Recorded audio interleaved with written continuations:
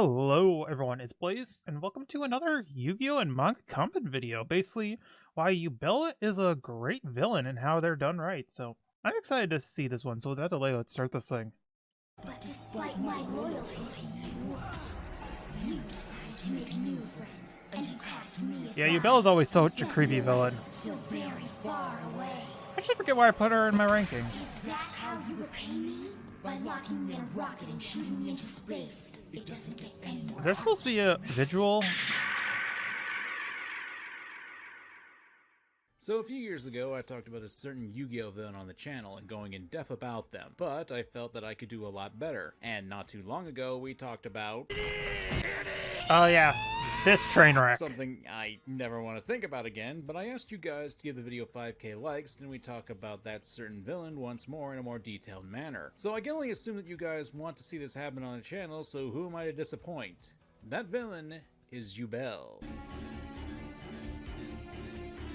Really a great villain, not gonna lie, in my opinion. Like I said, I forget where I put her in my ranking, but I'm pretty sure it was pretty high up. Yeah, spoilers for a 20-year-old anime. With Yubel or the series of Yu-Gi-Oh! GX, let's take some time to talk about the setup. Yu-Gi-Oh! GX is the second incarnation of the Yu-Gi-Oh! Anime series, following the exploits of one Yuki Judai, or Jaden Yuki if you're a filthy dub casual. Huh? I am. Nah, I just happen to have a soft spot for old ladies. I make fun of the dub when you reconsider some of the more out there lines. The one and only Gonzaloo! And when I say one and only, I really mean it. Because, my children, I am him. Red, blue, yellow, who cares? Those are just symbols the man uses to try to propagate social division. Yeah, this one's weird. It's all a conspiracy of the political industrial complex to permeate the so-called free market. Sure, whatevs. Let's just throw down. Far out. It can be entertaining, but it comes off as more of an abridged series. But the basic Really? concept is that Judai is don't see going that. to Duel Academy in order to become the king of the games in Duel Monsters, and hijinks ensue. Stuff like an old man in a tube trying to resurrect ancient demons so he can get his six-pack back. I mean, you can grind meat on those things. Or an evil cult that's obsessed with purity and brainwashing everyone to serving... Dio? Oh yeah, that's right. Their voice actor is Dio in Japanese. Point is, when it's a school of card games, you're going to be dealing with some crazy stuff. Of course, our story actually begins way back before Judai even entered the academy. Years ago, when he was a kid, he had a card that meant a lot to him. That card was Yubel, a card that held a dual spirit. Quick rundown, dual spirits are effectively spirits that live within cards. Duh. Initially known as Ka and Ba in the original series, dual spirits would effectively use in other parts of Yu-Gi-Oh! After the original series. Back on the point, Yubel was Judai's favorite card, to the point where he'd always try to summon them out. And at points, he would even say he could hear Yubel calling him out. And anyone who would upset Judai, well, it wouldn't end well for them. It was a consistent thing, too. Misfortune would plague the neighborhood. I feel sorry for this dude. No one would want to play with Judai because of the threat that Judai unknowingly carried within his deck. I mean, tons of kids going to comas, that's definitely going to cause some issues. In order to stop this from happening and hoping to save Yubel, Judai and his parents thought the best way to fix this situation was to put Yubel into a satellite, launch it into space, and hopefully imbue them with the power of justice. I mean, this all sounds crazy, right? Very, Who in their extremely. right mind would agree to a plan like... Because I figure, Ha, if Kaiba. there is intelligent life out there, then let's teach them how to duel. Of course it was Kaiba's doing. I mean, Kaiba did find a way to get to the afterlife while he was still alive, so why the hell was a not good movie. this? The guy's got more money than God himself and does whatever he can to maintain his ego. But yeah, the idea was hopefully the cosmic energy of space would be enough to fix Yubel. But nothing ever goes right in these situations. So remember I brought up that Sadly, cult? no. Yeah, it turns out it was powered up by something called the Light of Destruction. It infected Yubel, and eventually in the vastness of space, Yubel was driven insane by their isolation. But one day, that satellite that Yubel was in was returned to Earth, and all hell broke loose. So Yubel would make deals with characters like Professor Cobra, Amon Garam, Martin. One of these things is not like the other. Also, they could get back to Judai. It's not so much a revenge plot, but we'll get into that later. And there is a fair bit more to talk about when it comes to Yubel's backstory, but again, we'll get to that later. Especially when we have to consider another character that we have to discuss in this video, Judai himself. But before we get into that, let's talk about what Yubel is. A manipulator. Manipulative villains are quickly becoming one of my favorite archetypes, and Yubel is a manipulative character. Not a master How so? manipulator who who plays everything behind the scenes, but they definitely know how to prey on the weaknesses of people. One example would be Professor Cobra. Yes, I know. That is an actual name of a character in anime. At the time, though, Yubel was just an arm. Thelonious They Viper were is burned better. up in the atmosphere, and that was all that was left, which Viper managed to get a hold of. And the moment he did, Yubel was able to interact with Viper's memories, learning about his adopted son who passed away. Yubel does have powers, as do a lot of spirits in the world of Yu-Gi-Oh! And one of those powers that Yubel has is related to the darkness in a person's heart. They can see the darkness of a man and can use that to see into the depths of their minds and memories. And with that power, interesting. Yubel was making a promise to Viper to see his son again, the power to make miracles happen. And all Viper had to do was effectively take the energy of duelists and pour into Yubel so they could recover their body. To be frank, Yubel did succeed with this, and was able to gain a good portion of their power to boot. And what was Viper's reward? Well, Dying. Yubel manipulated his memories and...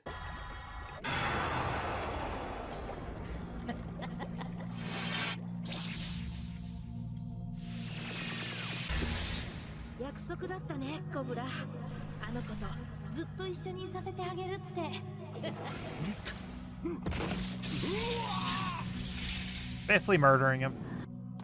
Cobra! Abenai!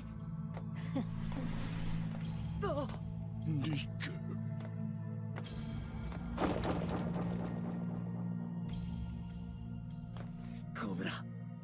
Well, he got to see his son You know, again. there's a lot of goofiness to Yu-Gi-Oh! GX, but a lot of that comes from the English dub and some of the insane concepts. But this show could get really dark. Not help that is after this, Yubel basically used their newfound power to transport a good chunk of Duel Academy and its students to a deserted world that's filled to the brim with dangerous monsters and a severe lack of food and water. Oh, and the students that lose duels become zombies here.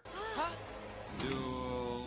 Oh, great. Who knew they could sing? Something Ha! that Yubel uses to their advantage is that one point after possessing a student named Martin so they could blend in, Yubel used the threat of hunger to lure in 3 students. What do you want? Just tell me, please. We'll do anything you want us to do. All I want from you is just one simple favor. Here.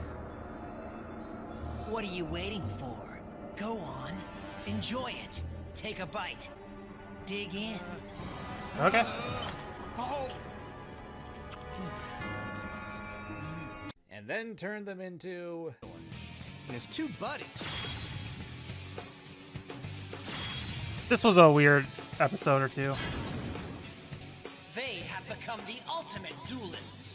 A fusion of human and dual spirit. You know, it's usually the GX videos that get me really thinking. I just got done talking about how a guy was effectively made to end his whole existence thinking about his son, and then we get to singing dual zombies and freaks in masks. There is some tonal whiplash going on here and almost snapped my neck at this point. It really I is think weird. You get it. Yubel as a villain has a lot of manipulative tendencies, and it's not just stuff like this. At one point, Yubel possesses another character that's important, Johan. Johan, who Jesse. became quick friends with Judai at the start of Season 3 and eventually became lost in the worlds, was the goal of Judai to save. Johan had effectively sacrificed himself so Judai and pretty much the rest of Duel Academy could return to the human world, but Johan would be stuck in the desert world. And because of this, Yubel would effectively use Johan as bait and as a puppet in order to hurt Judai, dangling the one person that Judai became obsessed with saving right in front of him and using him as a meat puppet. Yubel as a manipulator has many tricks up their non-existent sleeves. This And while part they really certainly always don't annoyed control me. Everything that happens, they did manage to Like, why did they have to have Jesse, the person who was just introduced, be the one that Judai cares about most? They could have done Silas or even Alexa, but no, they had to do the person they introduced this season. Season 3 definitely felt rushed. It definitely felt like it should have been split into 2 parts. Basically the first half, and then once they were basically the Viper stuff, and then the desert should have been Season 3. Then basically all the Dual World stuff should have been Season 4. And then a 5th season, then a 5th season that never got aired in English. do the one thing in the 3rd season set out to accomplish, and that's to break the main protagonist down. As I stated, when Johan went missing, i.e. was being used as a puppet by Yubel, Judai and the main cast of characters had taken up the task of searching for Johan by going through various other worlds. And in one world, there was a rumor of Johan being kept in a prisoner's cell ran by something called the Dark World Army. And Judai, despite the warning of his friends, ran off to save Johan. Due to the impulsive nature of that decision, a good portion of Judai's friends were captured by the Dark World Army, and during the duel that Judai had against their leader Braun, the Mad King, well... They all died.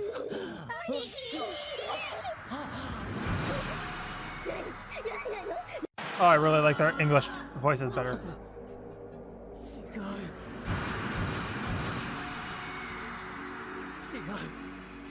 Yeah, they were pretty much sacrificed just so they could be used as fodder to create a powerful card. Super polymerization. A card so powerful it could fuse dimensions if possible. But there was another element to this. Braun was used as a pawn by Yubel, not just to get super polymerization, but also to awaken Judai's descent into darkness, becoming the Supreme King. No, not that kind of supreme. You see, this awoken Judai to the darkness that was buried deep within him, and turned him into a genocidal tyrannical king who was okay with ripping asunder not only other worlds, but people who would help him. And the thing is, yeah, Yubel put the pieces on the board for Judai, but what makes them a master manipulator is that at the end of the day, the choices that Judai made were what effectively led him down this path, and that's because Yubel knows Judai very intimately, and they take advantage of that fact. A master manipulator needs to be aware of the flaws of a character, and use them to the fullest in order to control someone, all the while making the controlled person have enough free will to make the worst decisions that they could, so that way the manipulator can have their hands be clean. It's why I'm not a huge fan of mind control when it comes to manipulators. It lacks that sort of personal touch that really allows the manipulator that's to get not inside the fun. head of their victim without forcing them to do anything. And I think that's what makes this all the more interesting, is that we know for a fact that Yubel can do this stuff, but they choose to not do it. They can twist a person's memories in the case of Professor Cobra, or straight up possess people like they did with Martin and Johan. But for Judai, they chose to not do any of that. No, they'd rather allow Judai's terrible decisions to do the work for them. And that's why Yubel works as a manipulator. Interesting. They tempt people to allow Yubel in, preying on the insecurities, the fears, the desires, and of course, the mistakes within their heart. All the while, Yubel keeps their hands clean. They only really get involved when they have to, and that is why I think Yubel makes for a great manipulator. Of course, there's one question that I'm sure is on everyone's mind at this point.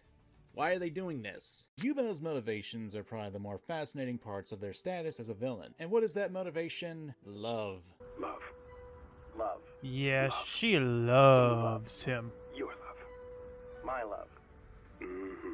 You think I'm What the kidding, fuck was but that? no, that's actually Yubel's motivation. Their love for Judai. It's a twisted sort of love, but a form of love that Yubel shows a deep understanding of empathy. A contorted view of empathy, but let's get into it. There's an old quote from the book and film Fight Club that really exemplifies how to express Yubel's love. Never you know seen how Fight they Club. say you only hurt the ones you love? Well, it works both ways. Remember, Yubel was trying to protect Judai from being hurt. And how did Judai repay Yubel? By launching them into space, keeping them isolated for at least a decade, all to be forgotten by the one they protected. Yubel's motivations and beliefs stem from the definition of love as suffering the same pain. And it's why that Yubel does throughout the third season is a sense in the same thing that Judai did to them. Poor Yubel. puts Judai and his friends in situations that eventually pick off the group steadily, leaving Judai to become isolated, just like what Judai did to Yubel. It's why you actually look at Yubel's in-game monster effect, the ability to reflect the damage done to them on the field and turn it on the opponent. It has a nice spin on reflecting I never themes realized on that. the gameplay going on. How fun. Remember though, this is all twisted love, born out of isolation and insanity. But there's a bit more to it, and for that we have to go back to the past for a bit more concerning Yubel and Judai. Countless centuries before the start of the series, there was an unnamed kingdom, where Yubel, who was once human, was best friends with the prince of said kingdom. This was a past life of Judai, and the king of the land informed Yubel that the prince would one day have to accept a great power, but wouldn't be able to control it until adulthood. Thus, the prince would need a guardian to protect him until he was able to wield that power on his own. Yubel volunteered to be said guardian, undergoing a procedure that would warp their human form and transforming them into what the anime calls a dragon. The prince tried to prevent That's the a ritual, dragon? but failed, and Yubel's body was completely warped for the prince's sake. Because of that, the prince vowed to love Yubel, them and only them, for the rest of their days. Said prince reincarnated into Judai Wow. in the modern day, and Yubel vowed to continue the promise that they made to the prince. gonna put my cards on the table. Even after revisiting this motivation, having a deep understanding of the characters and backstory, I am still not a huge fan of this personally. I've never been a fan of the inherited responsibility, a term I just came up with, I don't know if anyone else uses it, where it's basically I'm sure there inverted is. sins of the father become the sins of the son type of deal. This isn't the section for me to talk about my issues, since I think this is more of a personal gripe than anything. Because from a thematic angle, I can see the I don't really idea like it for that the much. motivation happening. Yubel, from their perspective, is just trying to reflect the love that Judai showed them in their past lives. Effectively speaking, when you look at Yubel as a villain, from a point of view, they are a victim. An obsessive victim, obviously, and this isn't an excuse for their actions, but you have to remember countless kids were put in a coma simply because they suggested that Judai use a different card. Yubel did want to protect Judai against any and all perceived threats, which unfortunately included any threats to their relationship, and obviously that led to isolating Judai. From Yubel's perspective, they were only trying to help him. And how did Judai repay them? Pushing them away and pretty much burning them up when they return to Earth. これが10代の愛の形なんだって。10代は好きだから僕を痛めつけ苦しませているんだって。だってほら、僕は苦しんでいる。 Yeah, this really sucks for Yubel. I feel so sorry for her. Even when in space, though, Yubel was connected to Judai, contacting him through his dreams. Nightmares, really, and Judai's parents, who were worried about him, had him go under a medical procedure that suppressed his memories and stopped the nightmares, all the while cutting off Yubel. It's not so much the pain that Yubel endured that caused them to snap, it was the fact that they were ignored, forgotten, by the very person they love, and because of that, Yubel convinced themselves that the reason that Judai caused them so much pain is because Judai loves them. This isn't a motivation fueled by revenge, it's a plot to have Judai share and recognize the pain that Yubel went through. The whole element of Yubel is that sharing pain is an expression of love. It's again something that's reflected in Yubel's card abilities, and this is where we get back to empathy. People who love each other can and will cause each other pain, and that if suffering is one-sided, there's something wrong in the relationship, and it's something that gets showcased when Yubel, possessing Johann, brings up the duel against Amon. Aren't you in love with Echo? Nope. You may have loved her just enough to clear the conditions in place for you to control Yugioh.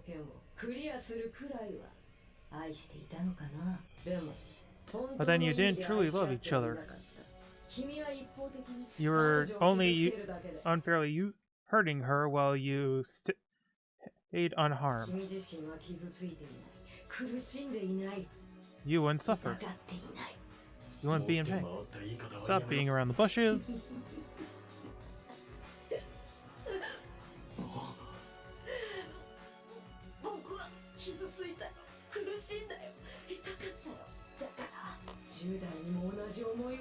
Go through those same feelings.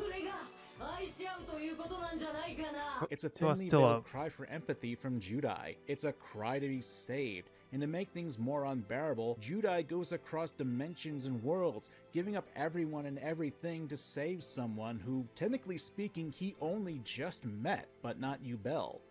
Not his childhood friend, not the person who protected him, it's Johann. The show makes it clear that Judai is willing to do anything and everything to save Johann, ignoring Yubel and every other one of Judai's friends in the process. And this does lead to Judai eventually being isolated. He did abandon his friends and became the Supreme King, genociding countless dual spirits in the process of forging the Super Polymerization card. In a sense, Yubel's motivation is to have Judai understand the pain and suffering that Yubel went through. The only reason why Judai was able to come back was because of two of his friends who wanted to save him. He got lucky that his friends didn't put him down like a mad dog. Yubel is a complex victim, and part of the reason that Yubel is because of Judai.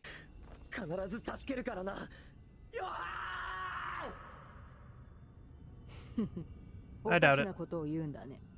君は暗闇の牢獄に僕を幽閉し、じわじわと苦しみを与え続けてくれたじゃないか。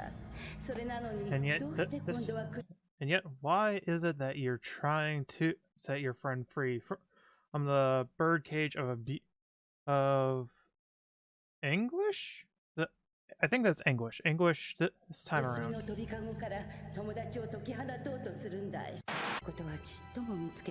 You never bothered to look for me at all. That's not fair, Judai.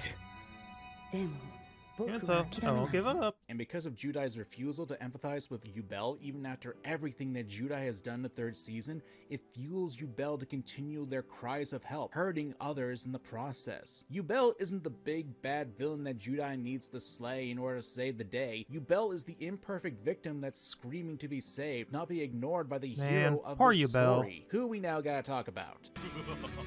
You're still ruthless. You can take the kid out of the Supreme King's clutches, but you can't take the Supreme King out of the...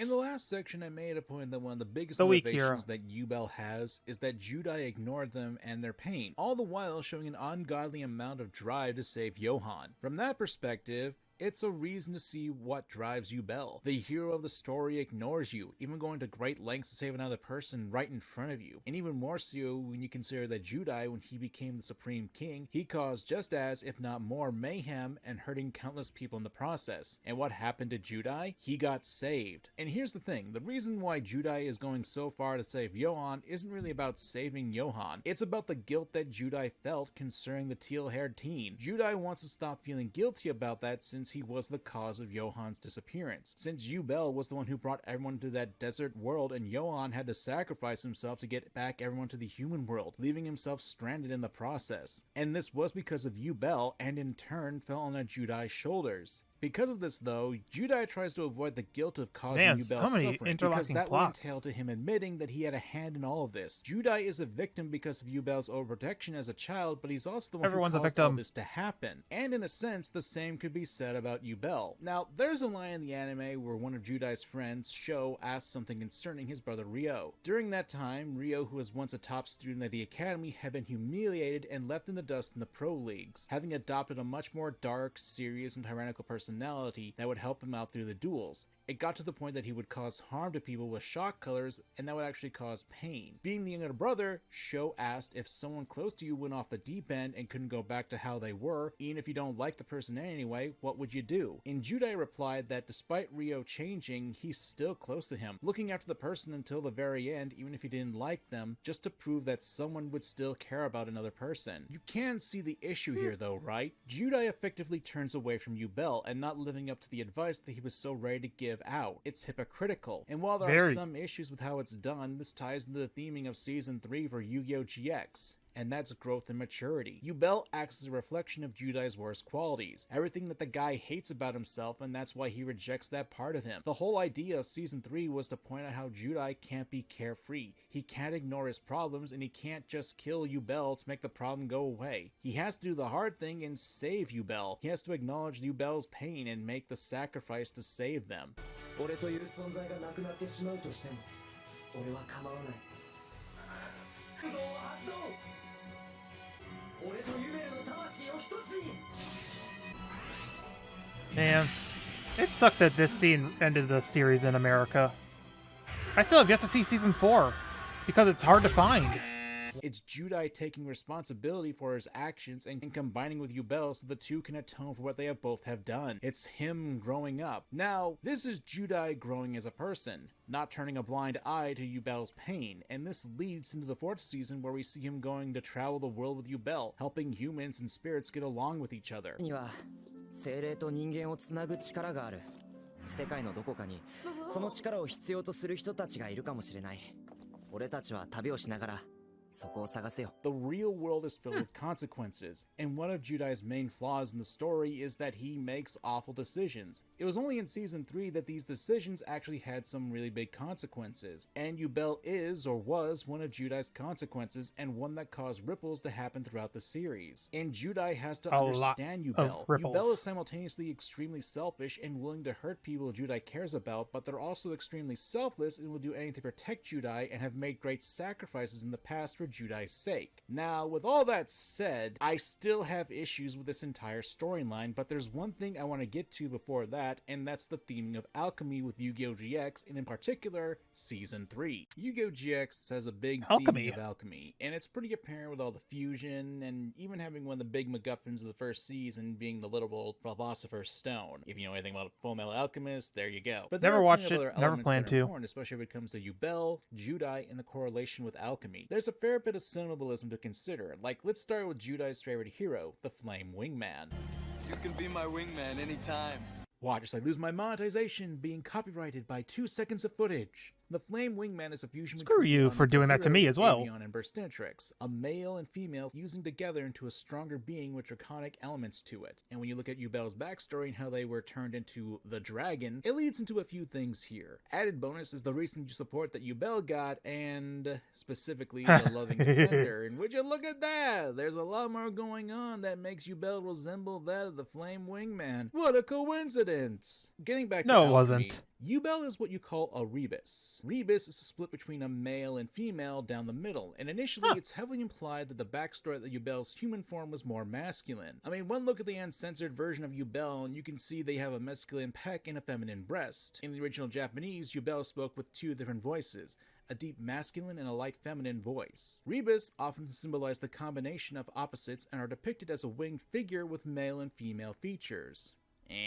Again, going back to the Then Flame the Wingman American for a dub second, decided to what are say, the components no, for the monster again? female. Avion and Burstinatrix. Now, a lot of this is surface level fascinating stuff, and part of the reason why throughout this video I've been using they, them pronouns with Yubel is that their gender is kinda up in the air, especially when you consider both the Japanese and the English dub where they kinda mix it up a little bit. But does their gender really matter? No. Not really, no. Because Yubel gave up their human form to become a guardian, leaving behind their humanity, transcending into something greater. But this leads into the next alchemic reference, the Great Hermaphrodite, which was a union of opposites. In this case, Yubel is the unification of both humanity and spirits, fused into one being. Now, all of this is stuff to consider, mainly because going into the alchemy threads is going to be a very long and tiring process, and I'm not really the biggest alchemy nerd, but I find it all fascinating. But you may be asking, what about Judai? Where does he fit into the alchemy portion of all this and how it relates to Yubel? Well, this relates to the great concept of the Great Work. It's an alchemic process of turning lead into gold, and I've seen a few people relate to how each season of Yu-Gi-Oh! GX relates to that of the process of Judai's character development. It's a metaphor, really.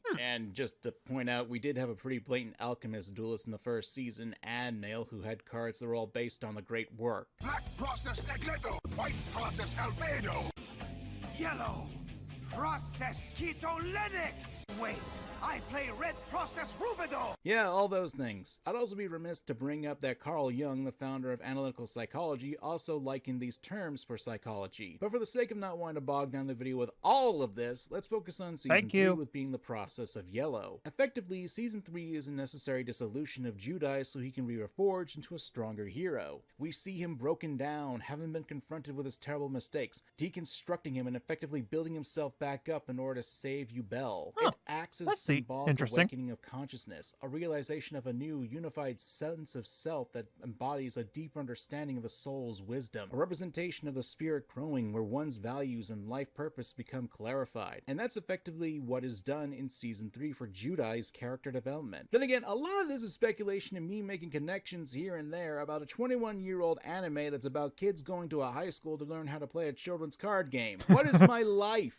I like to think I don't know. have a decent grasp on Yubel, what the writers are trying to convey. We all have them. issues. It even showed that I appreciate the finer details that encompass them as a villain. That being said, there are a number of reasons why I dislike Season 3 of Yubel, and a good portion of those issues I have unfortunately wrapped around Yubel. But for the sake of not rambling like a madman and making my editor pull my ears out, let's compress these issues into 3 major parts: Judai's responsibility, Judai growing up, and the goddamn dub. Let's talk about responsibility. Poor the dub. Now, I've brought up before in this very video that Judai is the reincarnation of a prince of a nameless kingdom. That's all fine and dandy, but when it comes to these sorts of storylines, I don't really like the angle that it comes from with this. Even if Judai was the reincarnation I never liked that part. Why should this kid, who I may remind you was extremely young at the time, be expected to take responsibility for a dual spirit who is countless years old? Judai certainly didn't have any memories of being the prince, especially when he was a kid, and most of the decisions that were made about Yubel weren't even Judai's choice. Those were his parents. It was his parents that took Yubel away from Judai. It was his parents that put Judai into medical procedure that cut Yubel off from him. Again, Judai How did was that a even kid happen, at the though? time. This could be my modern day sensibilities talking about a 21-year-old anime, but most of the time, kids don't have any power in the family dynamic. If anything, the issue lies with both the parents and Yubel themselves. Yubel Target was the parents extremely now. overprotective Kill 'em. of Judai to the point where they would force kids into comas for merely suggesting that Judai use a different card. This eventually led to Judai being ostracized by pretty much everyone in the neighborhood, and who knows what would have happened if Judai's parents hadn't stepped in to do something. Hell, I'm just as surprised that the parents actually bought the idea that it was Yubel the card doing this thing to other kids. Now, this is brush aside in the anime, but it's weird that makes the no parents came sense to the now. conclusion that it was the trading card that did this. If anything, it's weird that Yubel would go after Judai for this and not the parents. I made a lot of points about how Judai does have to accept responsibility in this video, and while I agree to a certain extent, it's like especially after Judai gets hyper-focused on saving Johan, the initial responsibility to Judai is something that has never set right to me. I brought up the sins of the father jazz, and I don't think that's just because someone is the reincarnation of a previous life, that means they're the same person. I think it's rather they're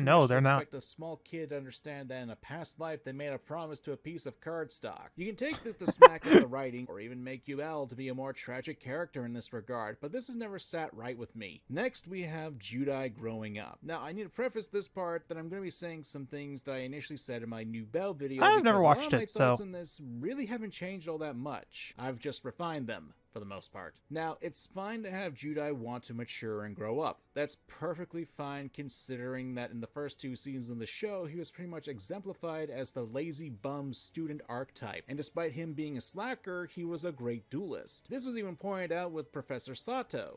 私ならどうなろうと構わない。もちろん君もだ。君のせいで。 Because of you, the spirits of enlightenment has died out amongst all the students in this academy. As has the passion that I have devoted to this academy.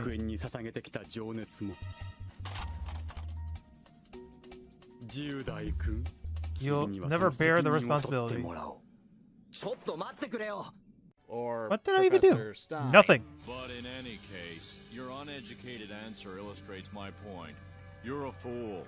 A clod. You've got the brain of a Paleolithic Cro-Magnon. Watch your language. I'm just a kid. Jaden, you mock everything I value. You've attended 1 class in the last month, and you slept through half of it. You're a disgrace to educational institutions. All right already, I get the point. Can you guess who he's supposed to be based off of? No. Bueller. Huh. Bueller. I have no clue who that is. Point is, there's nothing wrong with pointing out the flaws of a character and then throwing that in their face to have character development. But because of this, it caused a massive tone shift from the first 2 seasons. Let me play my hand, because one of the things I enjoyed with GX was the lighthearted tone in the first 2 seasons. And don't get me wrong, the show did get serious in the first 2 seasons, like how another character, Manjome, had to deal with the pressure of expectations from his older siblings. Yeah, this was a great little arc that played out over multiple different episodes. Poor Chaz. I would have loved for him to win 1 duel against Jaden. Just 1. It could have been like a complete accident, like Jaden got distracted or something. But he still could say he finally beat Jaden. At the time, it was more lighthearted, and as a reminder, I'm still talking about the original Japanese version. There's always been this mentality in fiction that I can't really stand, and that's the whole more serious, darker equates to good mentality. Season 2 ended with Tyranno, Hasselberry, turning into a T-Rex, flying out into outer space with Neos, and smashing up a satellite to stop an evil cult leader from mind-controlling the entire world. First strike is yours.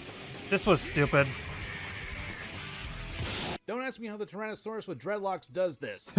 Even in the early part of GX's that was a Season 3, stupid I could feel like the creators were trying to make me take the show super serious. And it's not like I don't appreciate the attempt of taking the show in a different direction, but with how the cast was effectively killed off for the new guys, it made it hard for me to enjoy Season 3. The supporting cast was essentially just broken down to fodder for Judai's heel turn, and that in turn effectively hurt the development that was rushed through the shortened season of 4 that we never got in the West. Part of the reason why why I enjoy the manga adaptation of Yu-Gi-Oh! GX is that while it too had a lighthearted tone to the story, it still felt grounded and made its way into introducing more serious and supernatural elements into it. It was a slow burn. There should be as some it were, comic and didn't dubs just of fling the us into mangas. I would darkness. definitely watch I those. guess that's the problem with a sequel series. I should look that up. Whenever you have a sequel to a popular piece of media, there tends to be an issue of repetition. The issue is that we as people want more of what we like. We want more of the same thing. If it's good, it's in our natures to do so. And our overindulged content-filled culture today, we're constantly looking to get our fix. Yu-Gi-Oh! GX was a direct sequel to the original Yu-Gi-Oh! Sure, it had its little pokes and prods here and there to the original series, but it flipped the script because while the original Yu-Gi-Oh! Had its goofy moments, it had a more serious and darker tone to it overall. And then when Yu-Gi-Oh! GX Season 3 happened, and an attempt to turn Judai into more of Yami Yugi was made, Judai develops a darker, quote-unquote, serious now that personality. they point that when he out, I don't fuses like with that. Yubel and reawakens his Supreme King past life. Judai's backstory with Yubel is a bit of a parallel with Atem's. Ancient royalty, the reincarnation to fight against an evil force in the future, a loyal friend who makes a sacrifice to become the king's protector and becomes, oddly enough, a card in a children's card game. It's chosen one stuff. I like Atem, but we don't need to be wanking him off. All right, who's gonna jerk me off? What?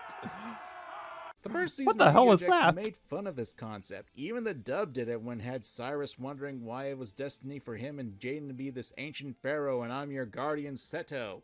And Jaden just goes...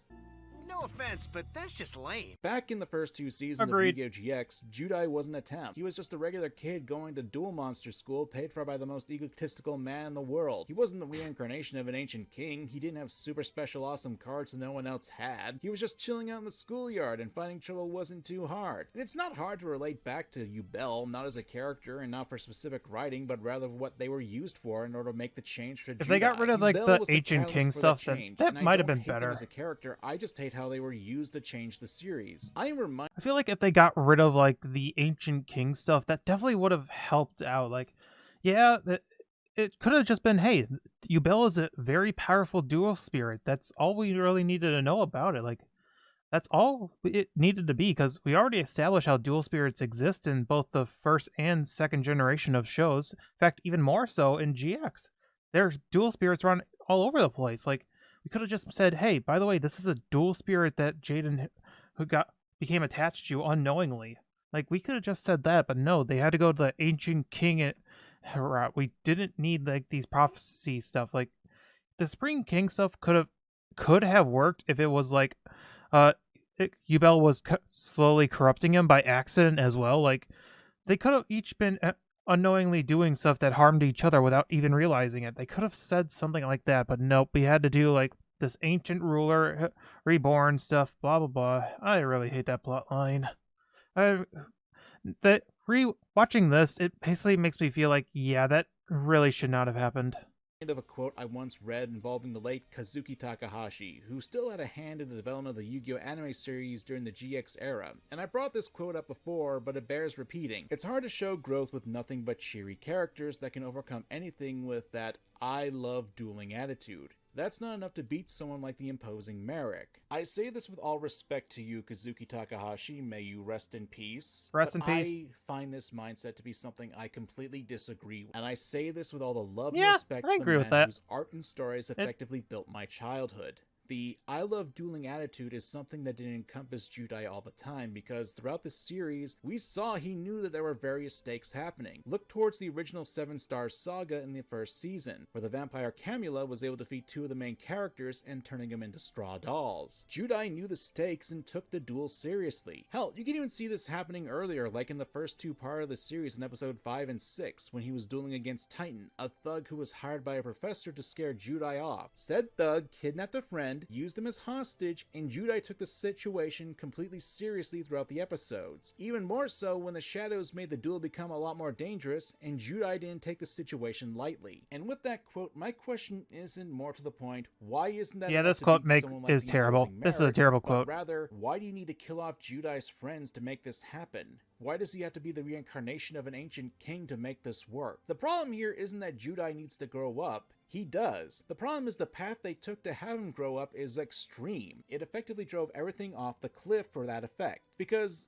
I don't know, To me, while I appreciate what we got, I don't fully like how we got to that transition, and I don't like how the Agreed. characters who aren't Don't named like it. Judai got treated in the process. Yubel, unfortunately, is the catalyst for all that, and has that chained onto them in my eyes. And finally, the dub. The dub basically did a complete sanitization of the whole Yubel plot, removing the whole love aspect, electing to go with a more playful aspect of Yubel's character, and then transformed them into a generic bad guy who wants to take over the dimensions. Plus, there are removed scenes. Like, you remember that stuff with Professor Cobra I brought up? About how his son was killed and how Yubel exploited the death to have Cobra kill himself? Well, they sanitized the backstory to make his son being ill, with only the implication of his death happening. It's a vast difference from Cobra seeing his son dying right before his eyes via a traffic accident. If a life was stolen way too soon, what would you do in order to bring it back? Would I you both make like a and don't deal like with the devil? change. Yubel exploited the darkness in Cobra's heart from that tragic incident to tempt him into helping the disembodied hand, and it links back to Yubel themselves since they have to deal with the harshness of losing someone you love, i.e. Judai, and it removes the sympathy for the villains and cuts it from the audience to the context that can provide more to a villain like Cobra, as well as show his tragic end. Or how about thinking your audience is too stupid not to get scenes without having hand-holding? Here's Yubel actually shows their true form and Judai gets his memories back in the original Japanese.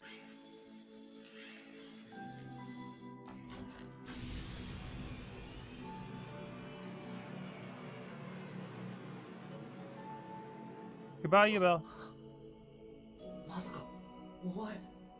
It's a scene that says a lot without having to say anything really. It allows the audience to come to its own conclusions, accompanied with a sad soundtrack. It expects the audience to realize what's going on. It respects your intelligence. Meanwhile, in English, everything I did for you, and I wasn't going to let anyone come between us.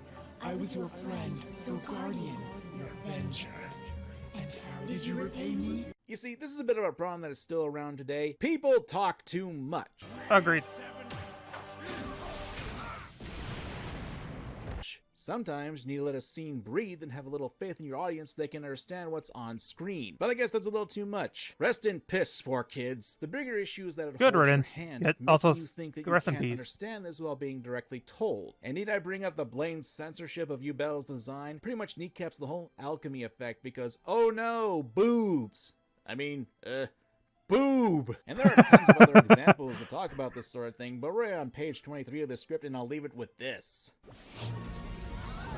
Conclusion time. Nice job scaring him off, Yubel. That's right, everyone. Keep running and don't look back.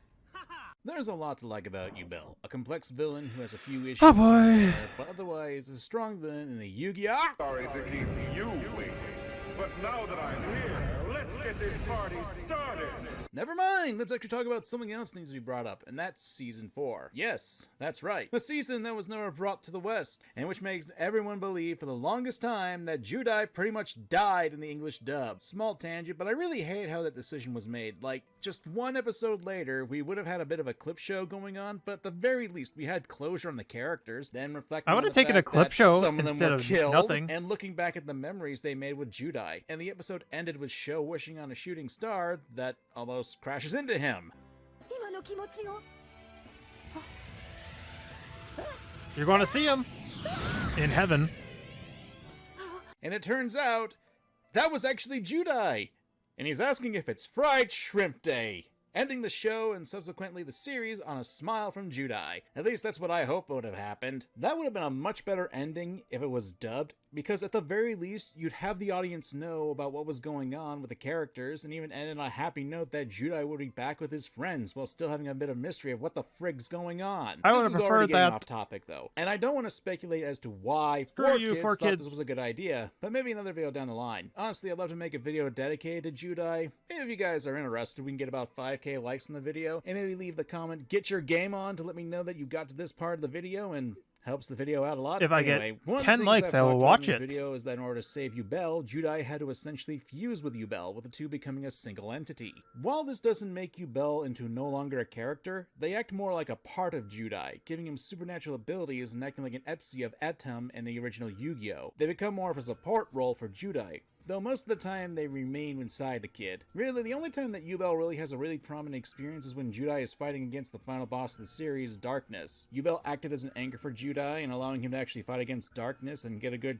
grasp on what's going on. You'll notice that I don't really have a lot to say about Yubel in this section, and that's understandable because they're no longer an antagonist. They're a support character to Judai. The 3rd and 4th seasons of Yu-Gi-Oh! GX are supposed to be a part of growing up, specifically the existential crisis about finding yourself while growing up, and the season 4 is supposed to be the fallout of that, the jadedness that comes from it, and learning to find joy and hope in a world that doesn't care about you. The story of Yubel and Judai is what this symbolizes, that the two accepted what happened between the two and those around them, and to search for happiness rather than wallowing in a world of darkness that drowns you and move forward. It's symbolism that applies to the whole of Yu-Gi-Oh! GX, and can also be applied to both Judai and Yubel. At least that's what I think. It's not that there isn't anything to talk about with Yubel during the 4th season, but they're no longer an antagonist, and that's what this video is about. And we see that they're already trying to evolve to become a better person alongside Judai. I think that's probably the best way for Yubel, and by extension Judai, to not really redeem themselves, but to grow as people and help make the world a better place. Agreed. There's a lot to like about Yubel. The best way to grow. Villain who has a few issues here and there, but otherwise is a strong character in the Yu-Gi-Oh! Roster. While they're not my favorite villain of all time, I can appreciate the warped sense of love and abandonment that Yubel feels, and can at some degree understand where they're coming from. Obviously, I have my hang-ups with the writing and the character, but those are issues I tend to not levy on the character themselves, but more on the execution of the series. I think Yubel is probably one of the more creative and complex villains in Yu-Gi-Oh! And while I'm sure there are arguments that some people can make concerning other villains in Yu-Gi-Oh!, I think Yubel was a pretty tall bar to jump over. I do have my own personal gripes when it comes to villains and preferences, but I do hope you guys can at least see where I'm coming from when I'm talking about Yubel. I can sort of. At times, I think Yubel is a genuinely freaky villain, hampered by some kinks in the writing, and of course being butchered to be a take over the dimensions villain in the English dub. But alas, if you made it to this part of the video, I want to say thank you for watching. Yeah, please go like as well. Consider leaving a like, subscribe, a comment, and support the channel by sharing the video. And if That'd be you're nice. on mobile, be sure to use the hype feature. It helps push the video into the algorithm a lot That's more. a feature? But if you want to help the channel further, please consider supporting us via Patreon, Ko-Fi, and our channel memberships. This helps. Okay, I think that's the end of the video. So yeah, if you want to support me as well, my Patreon's in the description as well. $1 a month for exclusive content you won't get anywhere else. It's mostly stuff that will 100% get me copyrighted. But it's there's also links to my gaming channel, which you should also go subscribe to, and the Vod channel, which I post my Twitch VODs on. Oh, also my Twitch is in the description. That as well. Basically, let's check the description as well. Also, just like, comment, subscribe, share this with a friend, all that fun jazz. Frankly, I enjoyed this video. Yubel definitely is a great character, and I just feel so sorry for her throughout the entire series. She was basically treated like garbage, probably the one person that she loved, and thought that's how you show love. Oh boy, poor Yubel. But I guess for now, that's it for this, so thank you all for watching this. I had a fun time with it, and until then, I'll see whatever I post next. Bye!